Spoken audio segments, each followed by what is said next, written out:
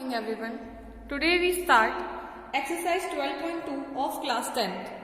हमने एक फॉर्मूला पढ़ा था एरिया ऑफ सेक्टर का, ठीक है, और एरिया ऑफ सेगमेंट का भी फॉर्मूला है। तो दोनों फॉर्मूले हम लोग इस एक्सरसाइज के अंदर इम्प्लीमेंट करेंगे कि हम लोगों को एरिया ऑफ सेक्टर और एरिया ऑफ सेगमेंट कैसे फाइंड करना है, ठीक है। फॉर्मूला तो याद ही होगा आप लोगों को, pi r square theta upon 360 degree. Theta क्या होता है? जो भी सेक्टर एंगल बना रहा होगा वो थीटा होता है। फाइन। क्वेश्चन नंबर 1 देखो इसका, find the area of sector of a circle with radius 6 centimetre if the angle of the sector is 60 degree. ये बोल रहा है आपको एक सेक्टर निकालना है। देखो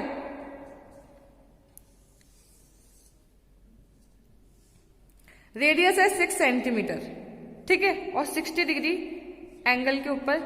अगर ये 6 सेंटीमीटर तो ये भी कितना हो जाएगा 6 सेंटीमीटर, और आपको ये पूरा सेक्टर का एरिया निकालना है इस वाले पर्टिकुलर का।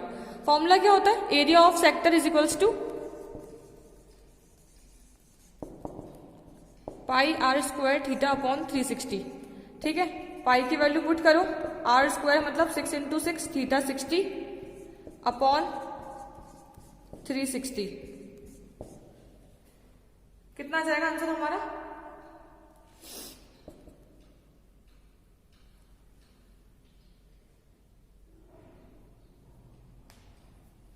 ट्वेल्व 6 132 अपॉन 7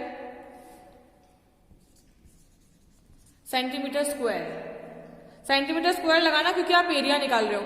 इजी है ना ये तो। आपको सिर्फ ध्यान रखना है कि ये सेक्टर लिया, ये रेडियस से मिलके सेक्टर बनता है, एंड थीटा हमको वही पुट करना है जो हमें गिवन होगा, ठीक है। और 120 डिग्री वाले क्वेश्चन तो आपके कोर्स से वैसे भी कट हो गए, तो अच्छा है आपके लिए। अब सेकंड क्वेश्चन तो आप लोग कर ही लोगे। उसके अंदर बोल रहा है find the area of quadrant of a circle whose circumference is 22 centimetre. Circumference दे के पहले रेडियस निकाल लेना एंड देन उसको पुट करना। 90 डिग्री होता है क्वाड्रेंट का। क्वेश्चन नंबर 3 देखो अब। Question number 3 is the length of the minute hand of a clock is 14 centimetre. Find the area swept by the minute hand in 5 minutes.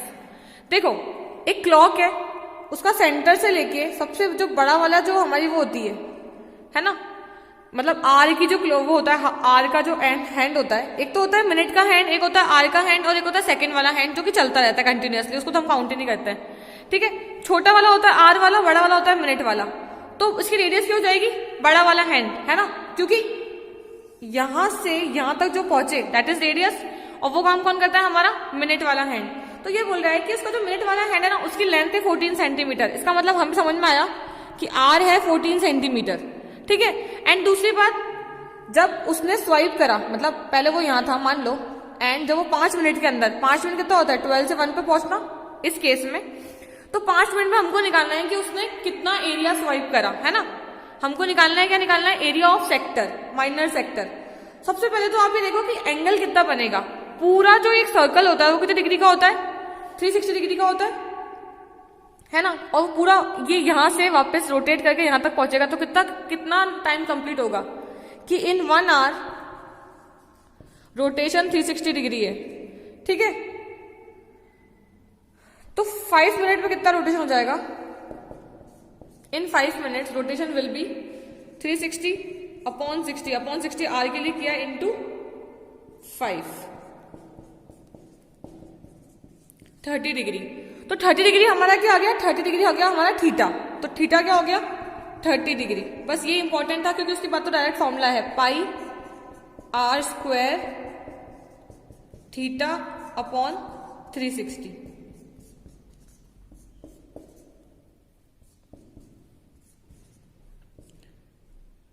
To 3 जा 6, ठीक है। आंसर क्या आएगा?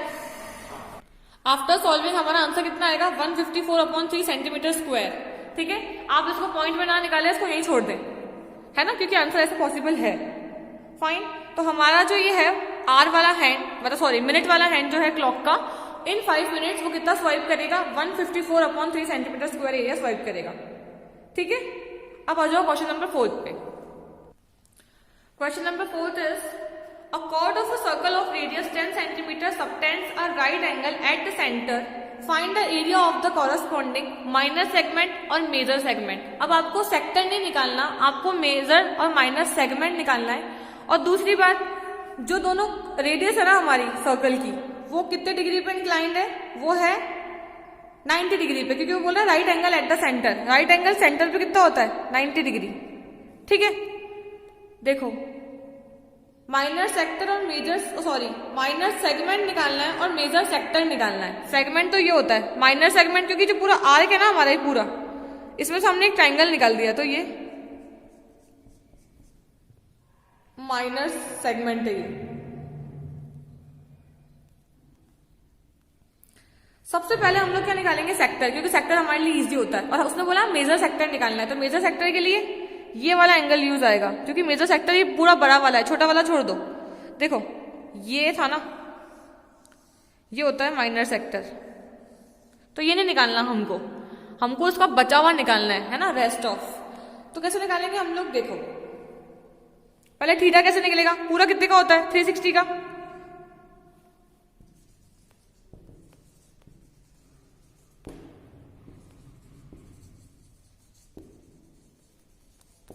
Area of major segment equals to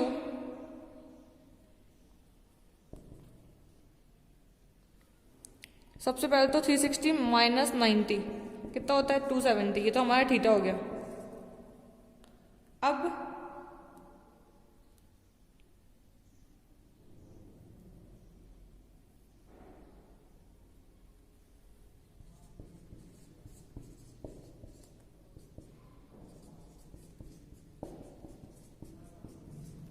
theta upon 360 pi r square, fine. इसको आप चाहो तो 9 से कट कर सकते हो।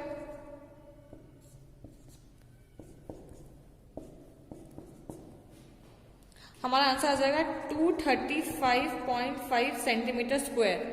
ये तो हमने निकाल लिया मेजर सेगमेंट, ये बड़ा वाला।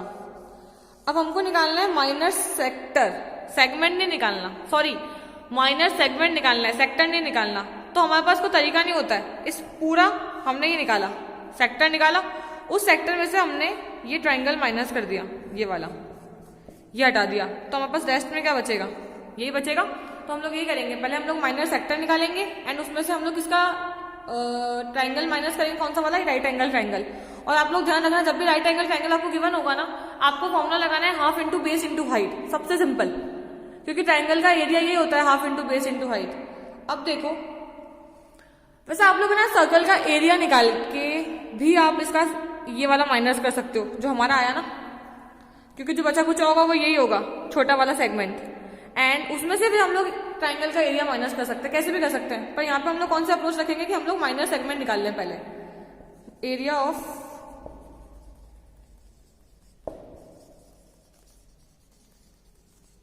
माइनर सेगमेंट कैसे निकलेगा, पाई आर स्क्वायर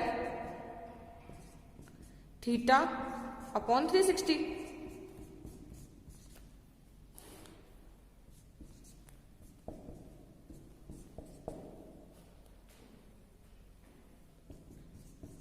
$78.5 आया।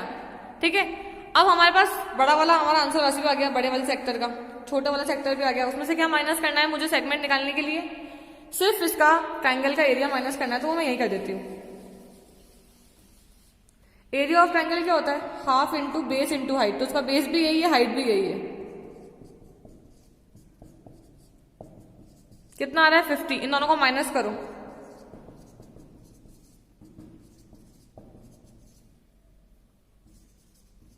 $28.50 सेंटीमीटर स्क्वायर, फाइन।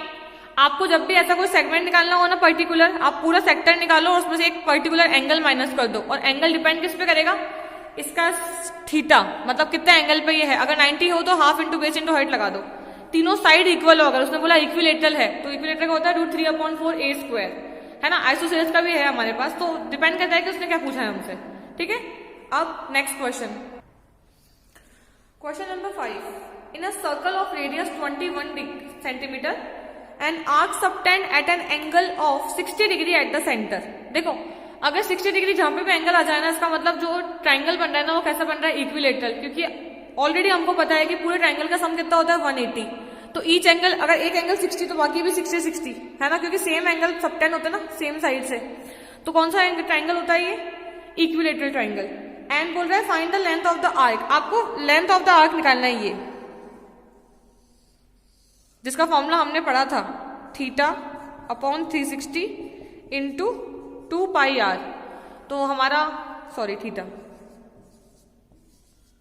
थीटा कितना है 60 अपॉन 360 इंटू 2, ऊपर जाएगा ये पाई, व्हाट इज आर 21, 7 3 जा 6 6 जा 2 3 जा 3 से 3 कैंसिल, कितना आया हमारा 22 सेंटीमीटर, ये बच रहा है ना 22 सेंटीमीटर। तो इसकी वैल्यू कितनी आ गई 22 सेंटीमीटर। अब बोल रहा है सेकंड क्वेश्चन के अंदर कि area of the sector formed by an arc, कि भाई जो ये आर्क है ना, जो ये सेक्टर फॉर्म कर रहा है, तो वही वाली बात, आपको माइनर सेक्टर निकालना है, फॉर्मूला आपको पता है 60 मतलब theta upon 360 into pi r square. और दूसरा बोल रहा है एरिया ऑफ द सेगमेंट। अब सेगमेंट के लिए अपन कैसे निकालेंगे, देखो ये वाला पार्ट मैं आपको बता देती हूँ।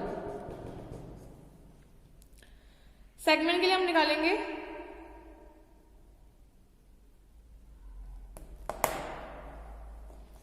इक्विलेटरल एंगल का formula √3/4 a square.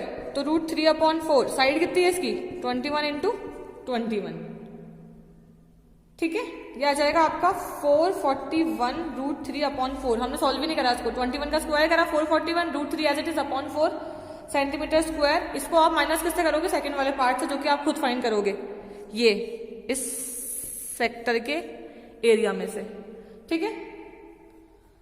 Next question same है, आराम से हो जाएगा, 6th वाला, कोई प्रॉब्लम नहीं आएगी उसके अंदर, यही करना है उसके अंदर भी। 7th क्वेश्चन कोर्स से कट हो गया आपका, क्योंकि 120 डिग्री वाले क्वेश्चन हमारे कोर्स से कट हो गए, तो 7 को तो आप बिल्कुल ही काट देना, कहीं नहीं पूछेंगे आपसे। अब क्वेश्चन नंबर 8 देखो। Question number 8, a horse is tied to a peg at one corner of a square shape grass field of side 15 metre by means of a 5 meter long rope.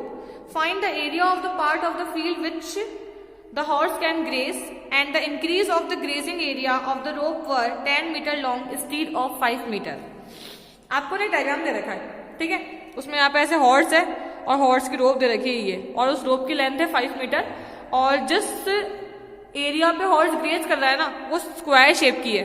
Obviously हमको पता है कि square shape का जो angle होता है, theta जो होता है, वो 90 डिग्री होता है, फाइन।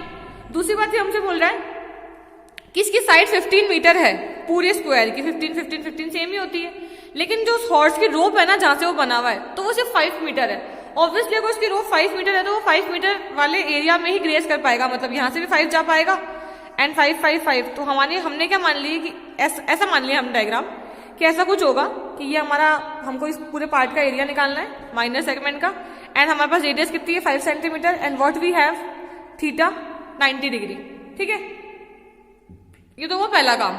दूसरा काम ये बोल रहा है आप एक और एरिया निकालो, अगर ये जो रोप है वो 5 मीटर की जगह पे 10 मीटर की होती, तो ऑब्वियसली फिर जो हमारा रेडियस है वो चेंज होकर कितना हो जाएगा 10 metre and 10 metre, and then फिर हमें इसका एरिया निकालना है, theta will be same. Formula हमको पता ही है, theta upon 360 pi r square, एक तो ये हो गया, और फिर दोनों का डिफरेंस निकालना है, इंक्रीज ऑफ द ग्रेजिंग कितना बड़ा, तो डिफरेंस ही होता है। फिर theta upon 360 pi r square, ठीक है।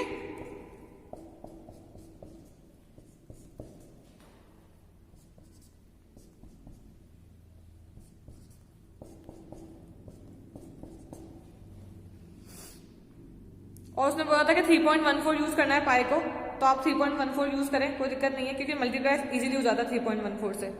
कैसे भी करो आंसर आएगा हमारा इसमें 19.625 एंड इसमें आ रहा है 78.5, ठीक है। एंड इंक्रीज कितना आ रहा है, दोनों को माइनस कर देंगे, 78.5 minus 19.625 equals to 58.875 metre square, ठीक है। हमने कितने क्वेश्चन डिस्कस कर लिए 8 तक। अभी हमारे पास बचे क्वेश्चन, उन क्वेश्चन को हम लोग नेक्स्ट पार्ट में डिस्कस करेंगे। सेम इसका एक और पार्ट बनेगा 12.2 का ही, ठीक है। जब तक एग्जाम्पल तो करने ही है और इनकी क्वेश्चन की वापस से प्रैक्टिस करनी है, कैलकुलेशन खुद से करके देखनी है कि आंसर आ रहा है क्या। Fine, thank you, have a good day.